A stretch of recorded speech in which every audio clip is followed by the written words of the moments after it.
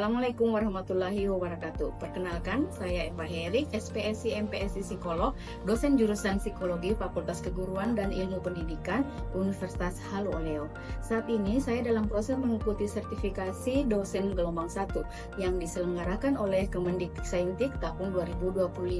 Saya akan melakukan penyusunan dokumen pernyataan diri dosen dalam unjuk kerja Tridharma Perguruan Tinggi. Pada unsur pengajaran, saya akan menyajikan salah satu mata kuliah yang saya ampuh, yaitu Asesmen Intelijensi dan Bakat Minat. Mata kuliah ini bersifat wajib dengan kode ARA 63029 dengan bobot SKS 3, 2 SKS teori, 1 SKS praktikum. Mata kuliah ini diampu oleh 3 dosen. Adapun deskripsi mata kuliah ini yaitu untuk memberikan pemahaman dan keterampilan kepada mahasiswa mengenai konsep dasar hingga penggunaan tes intelijensi, bakat, dan minat. Materi teoritis meliputi pengertian, konsep, dan teori intelijensi bakat minat, serta pengukurannya. Faktor-faktor yang mempengaruhi intelijensi, bakat minat, serta sejarah perkembangan dan klasifikasi tes, beserta statistik alat tes. Setelah mahasiswa menguasai landasan teoritis, praktikum diberikan kepada salah satu alat tes intelijensi, bakat, dan minat, beserta standar administrasi dan scoringnya. Kemampuan yang diharapkan yaitu mahasiswa mampu menjelaskan dasar teori intelijensi bakat dan minat, menjelaskan perbedaan konsep intelijensi bakat minat, menjelaskan instrumen alat tes terkait intelijensi bakat dan minat, menyajikan alat tes intelijensi bakat dan minat, dan mampu menganalisis hasil tes intelijensi bakat dan minat. Adapun materi pembelajaran pada mata kuliah ini yaitu pengantar, teori dasar dan sejarah intelijensi bakat dan minat, konsep asesmen intelijensi bakat dan minat, standar dan penggunaan tes, jenis tes intelijensi bakat dan minat, pengenalan tes Binet, tes Wechsler, tes Sheffield, tes TKD, IST, pengenalan tes SPM, CPM, APM, RNIB, DAT, FACT, pengenalan tes GATB, tes KUDER, tes TKV, dan tes TKF. Untuk sistem pembelajaran, yaitu tatap muka dan metode pembelajaran, ceramah, diskusi, tugas mandiri, belajar mandiri, dan praktikum. Selain di dalam kelas, interaksi juga di Google Classroom sebagai sarana mahasiswa untuk mengakses RPS, bahan ajar, dan diskusi terbuka. Untuk sistem penilaian, UTS 20%, UAS 40%, tugas dan kuis 13,3%, dan praktikum 26,7%.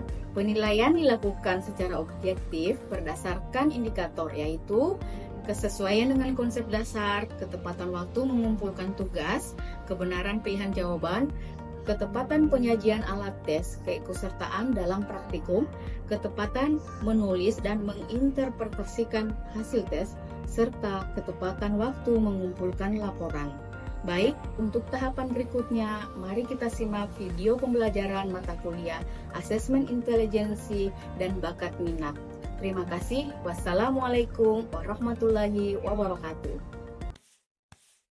Bismillahirrahmanirrahim. Assalamualaikum warahmatullahi wabarakatuh.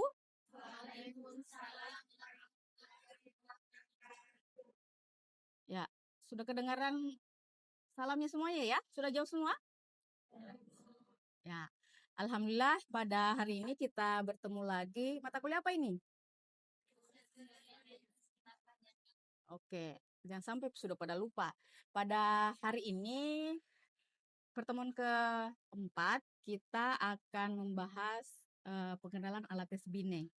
Tapi sebelumnya, untuk kelancaran perkuliahan kita, berdoa dulu ya. Ya, berdoa dipersilahkan.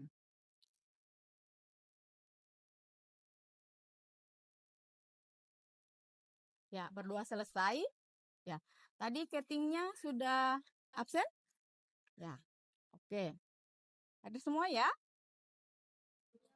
Oh, alhamdulillah ya, pada rajin semua di pertemuan kita yang keempat ini. Untuk pertemuan yang ketiga, masih ingat terkait materi apa? Ya, jangan malu-malu, masih ingat? Ya, siapa yang masih ingat? Ngacung? Saya Bu. Oh, oke, silahkan. Jadi pada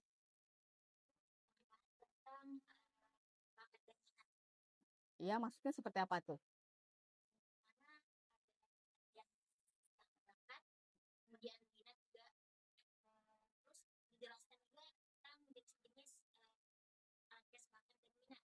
Oke, tentang jenis-jenis alat tes bakat dan minat.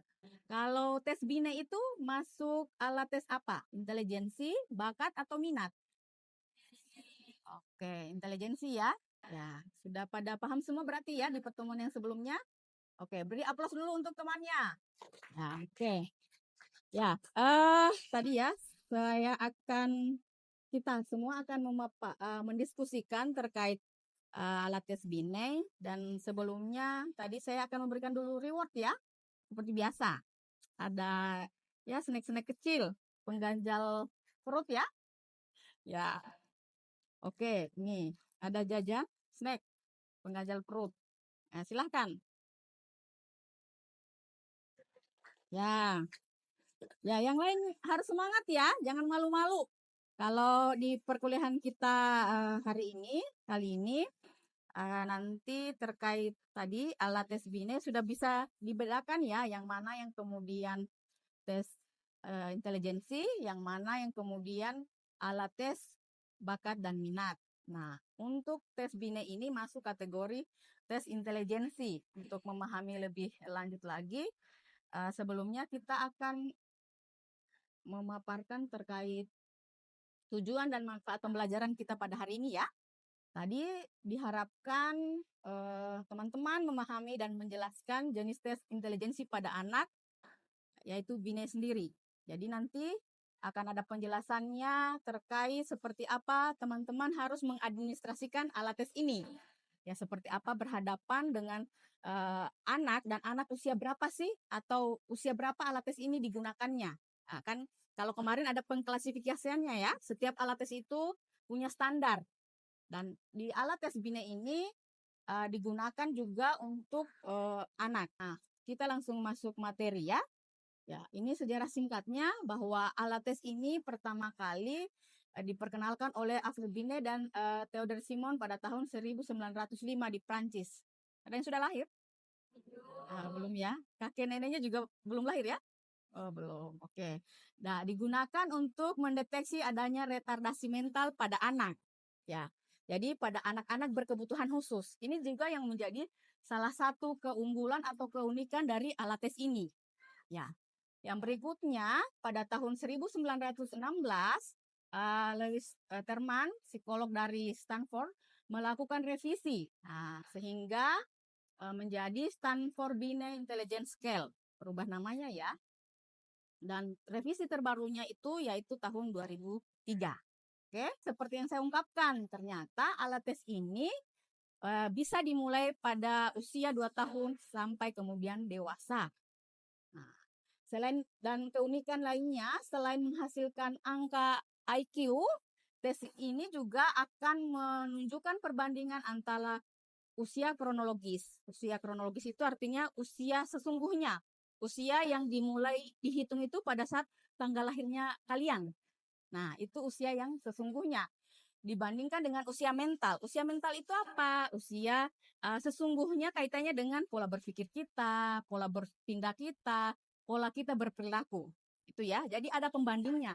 Jadi bisa jadi misalnya nih yang kita tes itu akan sama antara usia sesungguhnya dengan usia mentalnya. Itu berarti dia nanti ada batas kategori di kategori normal dia, kategori rata-rata. Tetapi bisa jadi yang akan kita temukan adalah anak-anak yang jauh dari usia lahirnya, usia sesungguhnya. Nah, berarti dari segi berperilakunya, dari segi kognitifnya, itu jauh berbeda dari usia yang sesungguhnya. Berarti ada sesuatu yang khas, yang khusus misalnya. Inilah yang kemudian kita kategorisasikan bahwa anak-anak ini bisa jadi adalah berkebutuhan khusus. Kaitannya tadi akhirnya mungkin dia retardasi mental. Ya, seperti itu. Atau bisa jadi nanti hasil pengetesannya adalah antara usia sesungguhnya dengan usia mentalnya itu di atas rata-rata usia sesungguhnya dia. Nah, ini yang kemudian akhirnya terklarifikasi bahwa anak ini tuh anak yang kemudian mungkin superior, ya, memiliki kecerdasan, keberbakatan khusus gitu ya. Nah, seperti itu. Paham ya? Nah, tadi ini yang harus teman-teman pahami. Ya, bahwa dalam alat tes ini mengungkap beberapa aspek. Aspek yang pertama itu pemahaman umum. Pemahaman umum kaitannya dengan apa? Ya, kaitannya dengan penalaran, kaitannya dengan kognitifnya kita ya. Ya, seperti apa kemudian kognitif kita. Jadi itu area berpikir kita. Terus ada koordinasi mata dan gerak tangan. Ada kemudian kemampuan berhitung, ada kosakata dan kelancaran verbal, ada memori dan konsentrasi, dan yang aspek yang berikutnya pertimbangan dan penalaran. Ya, ya. Jadi hal-hal yang harus diperhatikan pada saat proses pengetesan, ikuti instruksi khusus yang ada pada setiap soal. Kuasai buku pegangan tes, ya. Jadi jangan khawatir, oh jangan kemudian tegang, jangan kemudian kaku. Artinya pada saat proses pengetesan itu ada bukunya kok. Dan itu nggak perlu dihafal, ya. Nggak perlu dihafal. Terus pertanyaan tidak boleh diulang jika tes diam kecuali pada tes ingatan. Jadi jangan mengulang. Nah, kalau apalagi tes-tes ingatan ya, namanya juga kita mau mengetes ingatannya ya otomatis jangan mengulang pertanyaan karena itu akan mempengaruhi tadi kevalidan, keakuratan dari proses pengetesan kita, ya. Oke. Pertanyaan yang tidak perlu jangan digunakan. Ya, istilahnya jangan kemudian ya buat tambahan gerakan lah ya. Ya, apa yang kemudian di dalam buku, ya itu yang kemudian teman-teman sampaikan atau tanyakan kepada testi kita. Ya, boleh meminta pertanyaan pada jawaban testi yang meragukan. Ya, tadi ya, kalau misalnya ada yang ragu, tetapi ini untuk soal-soal tertentu ya. Jangan misalnya tadi soal yang membutuhkan ingatan, itu jangan diulang. Tapi kalau misalnya ada yang kemudian jawabannya kemudian meragukan, nah itu boleh. Tapi di luar pertanyaan-pertanyaan tertentu. Nah, nanti yang berikutnya, apabila jawaban tes tidak tepat, tidak boleh diulang kecuali salah tangkap atau mengerti. Atau kita tidak mengerti ya. Nah, hal-hal yang menentukan validitas menyajikan tes.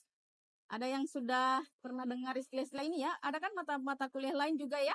Bukan cuma di mata kuliah ini. Mengajarkan seperti apa itu kemudian kita harus membangun hubungan kita dengan testi kita. Bagaimana kemudian kita harus menjaga motivasinya. Terkadang karena ya tes ini durasinya kurang lebih 1 jam untuk anak-anak yang normal ya. Untuk anak-anak yang normal 1 jam lebih itu kan terkadang ya kita saja orang dewasa kadang boring ya, kadang bosan. Nah, apalagi misalnya kalau yang dihadapi itu adalah anak-anak. Apalagi kalau yang dihadapi adalah anak-anak berkebutuhan khusus. Jadi kita punya tanggung jawab yang besar terhadap proses pengetesan itu sendiri. Mulai dari tadi, seperti apa kita harus membangun building rapport dengan klien kita. Karena ini akan mereka bawa terus, jadi hindari halo effect. Paham halo effect? Ada yang pernah dengar? Ya? Apa? Ya, memberikan penilaian-penilaian terlebih dahulu, ya, memberikan judgment. Ya, seperti itu. Ya kan ya? Misalnya kadang kita, oh anaknya aktif, pasti pintar nih. Nah, akhirnya itu terkadang akan terbawa-bawa tuh pada proses pengetesan. Ya, nah ini harus dihindari. Tidak bersifat mekanisme, tapi perlu pertimbangan alat dan logika. Artinya jangan kaku juga ya. Oke, terus penyajian tes. Nah ini proses yang harus kita pastikan harus nyaman ya. Jadi jangan sampai kemudian ada kehadiran orang lain di luar subjek kita, tes kita. Terus penggunaan bahan tes. Nah, kelengkapan alat tes. Jadi sebelum kita melakukan proses pengetesan, kopor-kopor alat tesnya ini dicek dulu ya.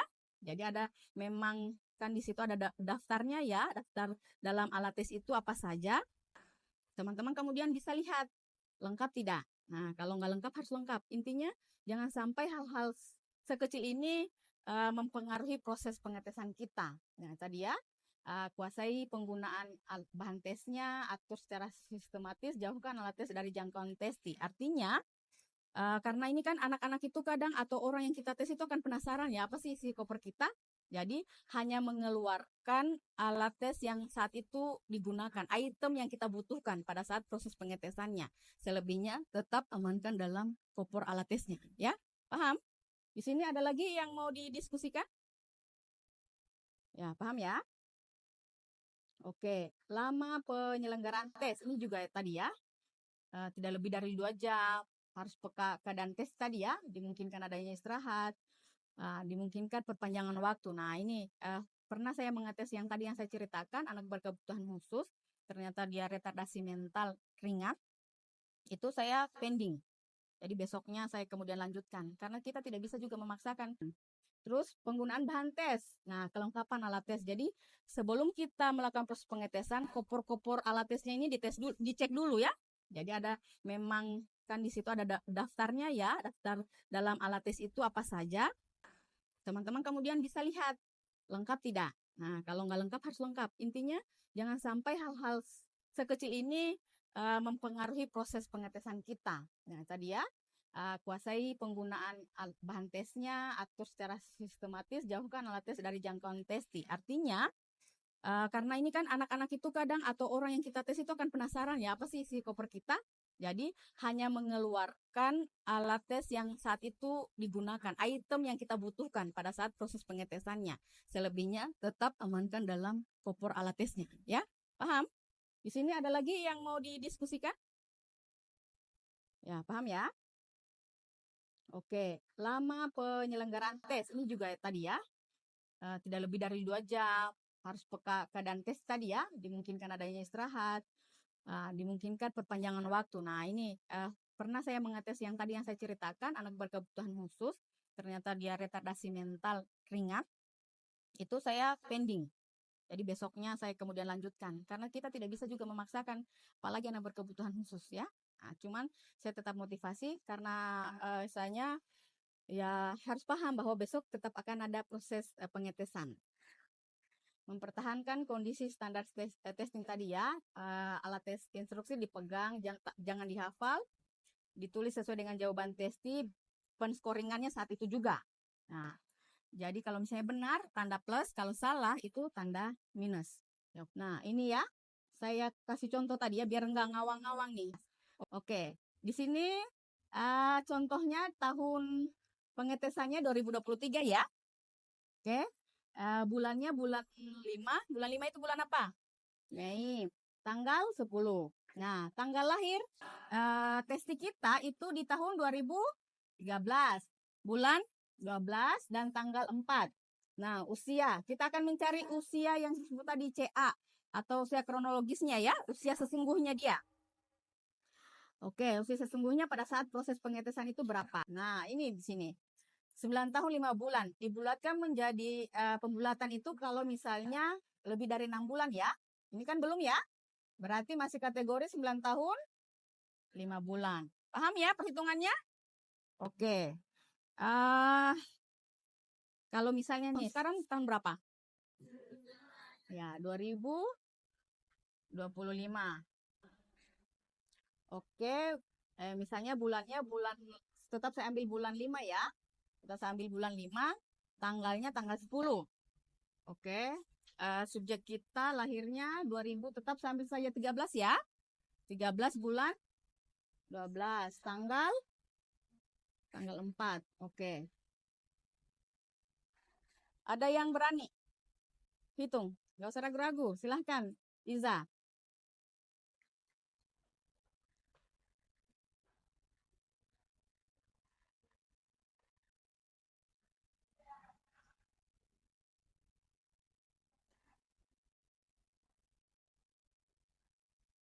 Benar yang di hasil dari Iza? Oke, beri aplaus untuk Iza. Dapat snack lagi. Ya, pengganjal perut. Oke.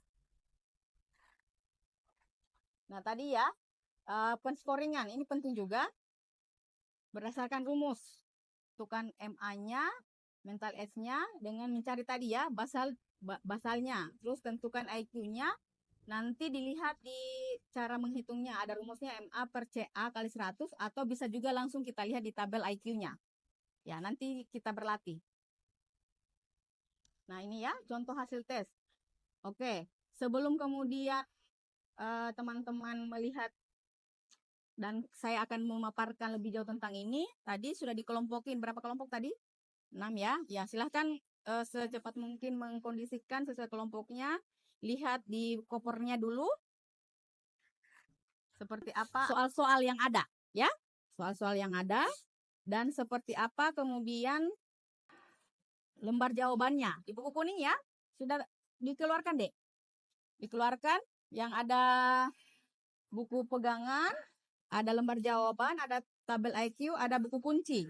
Nah, Tadi ya, yang menjadi tugas teman-teman itu adalah mencari basal dan selling. Tadi basal itu dipahaminya adalah bagaimana kemudian testi kita itu menjawab semua soal yang kita sajikan. Coba teman-teman lihat dulu di buku lembar jawabannya. Nah, contoh yang tadi itu 9 tahun usia sesungguhnya ya. 9 tahun 5 bulan. Nah, usia sesungguhnya adalah untuk 1 tahun di bawahnya kalau kita akan melakukan proses pengetesan. Berarti di usia 8 tahun. Nah, kalau di contoh ini, dia basal di umur, ya, di umur berapa? 7 tahun ya. Jadi dia sudah mundur berapa kali nih? Dia proses mulai pengetesannya di umur, tadinya di umur 9 tahun. Ternyata masih ada yang salah-salah nih. Terlihat nih, ya. Dia terlihat salahnya dan hanya peroleh scoringnya. Ini perolehan scoringnya ya. Itu sudah ada ketentuannya juga. Tiap soal itu diberi skor berapa. Coba dilihat di buku kuningnya itu sudah ada penjelasan di atas. Dan itu dikasih skornya 2. 6 tes skor masing-masing 2 bulan ya. Nah, jadi kalau misalnya 2 bulan, misalnya ini di umur 8 berapa ini? 8 tahun, skornya 10, berarti dia benarnya berapa?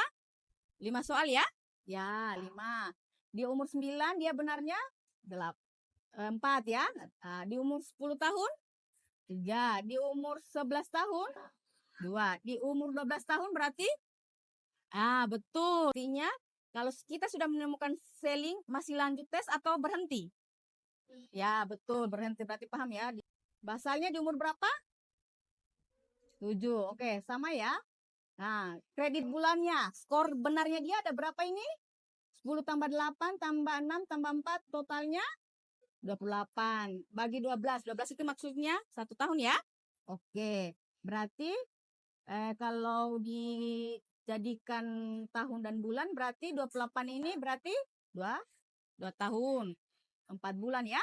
Nah, oke. 7 tambah 2 tahun dengan tahun ya yang dijumlahkan ya. Masih ingat ya pola itu ya. Jangan jumlahkan tahun dan bulan ya. Harus sama jenis ya. Nah, 7 tahun tambah 2 tahun 9. Terus 4 bulan. Oke, berarti mental S-nya berapa? 9 tahun 4 bulan. Nah, CA-nya tadi, paham CA-nya tadi? Ya, usia? Ya, usia kronologisnya ya, usia sesungguhnya 9 tahun 5 bulan. Nah, kemudian lihat di tabel IQ-nya. Tuh, ternyata IQ-nya masuk scoringnya 96. Average itu rata-rata ya. Oke. Paham ya di sini ya? Ada yang mau didiskusikan? Sudah dilihat ya? Ya. Oke, baik. Sudah paham? Sudah? Sudah ditemukan? Ya.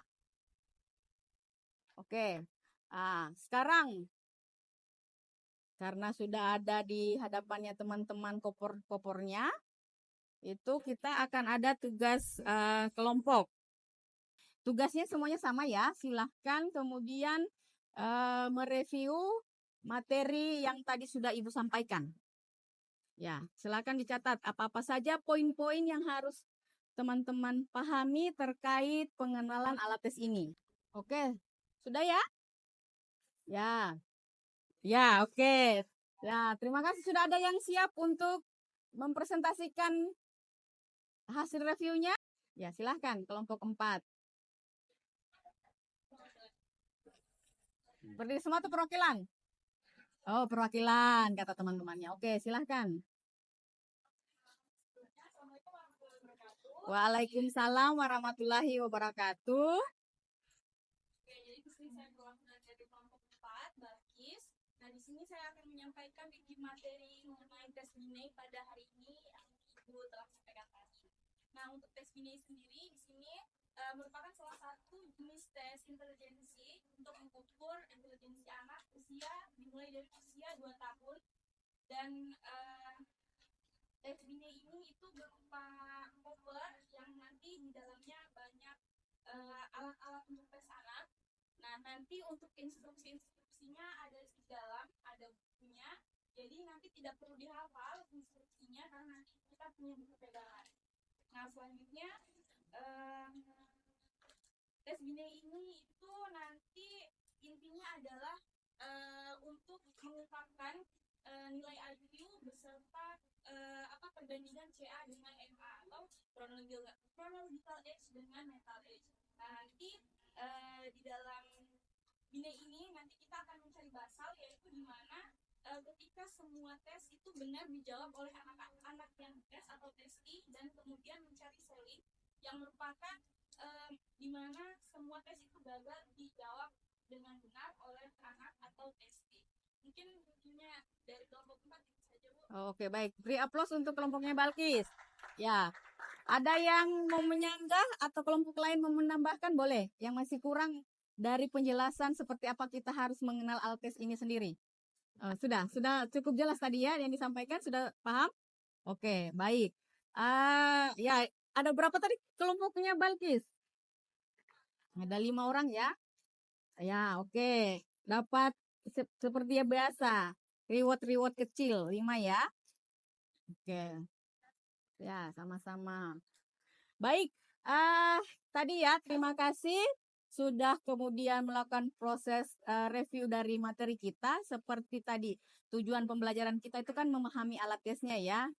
Teman-teman harus paham kemudian alat tes ini digunakan untuk tujuannya untuk siapa, tujuannya untuk apa kemudian aspek-aspek yang bisa kita ungkap dari alat tes ini, apa yang kemudian bisa kita hasilkan, apa pembedanya dengan alat tes yang lain ya. Masih ada kemudian tugas berikutnya di Google Classroom-nya ya, silahkan diakses, itu kaitannya dengan tugas mandiri yang harus kalian lakukan. Di situ Ibu sudah tautkan untuk mengupload tugas mandirinya, di mana teman-teman saya meminta untuk membuat video administrasi alat tesnya, ya.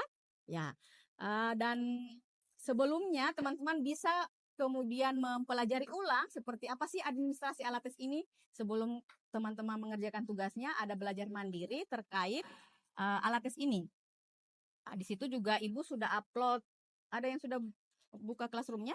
Ya, di situ Ibu sudah kemudian upload ya video terkait administrasi alat tesnya. Ya, sudah ada? Ya, sudah ada. Dan sudah ada juga di mana teman-teman diminta untuk menautkan tugas seperti apa pengadministrasian alat tes ini. Nah, batas pengumpulannya dan alurnya semuanya juga tinggal teman-teman baca di situ ya. Ada yang mau ditanyakan terkait tugasnya? Nggak ada? Ada? Sudah paham semua? Ya, sudah jelas semua di situ instruksinya ya? Ya, oke, baik. Terima kasih untuk pertemuan kita hari ini, dan selanjutnya untuk pertemuan kelima itu pengenalan tes Wechsler. Nah, ini menarik lagi nih. Apa itu tes Wechsler? Nanti kita akan bahas lebih lanjut di pertemuan berikutnya. Nah, sampai di sini ada lagi yang mau ditanyakan sebelum saya tutup kegiatan kita? Paham semua sudah? Oke, baik. Itu alat tesnya silahkan nanti dirapikan. Jangan sampai ada yang tercecer ya. Ya, dirapikan karena itu alat tes mahal. Ya, oke, baik. Sambil kemudian kita mengakhiri kelas kita, saya minta semuanya untuk berdoa terlebih dahulu. Terima kasih untuk proses pembelajaran kita hari ini. Alhamdulillah semua bekerja sama dengan baik, sudah memahami seperti apa alat tes ini. Sebelum kita mengakhiri proses pembelajaran hari ini, silakan berdoa. Berdoa dipersilahkan. Ya, hati-hati di jalan. Assalamualaikum warahmatullahi wabarakatuh.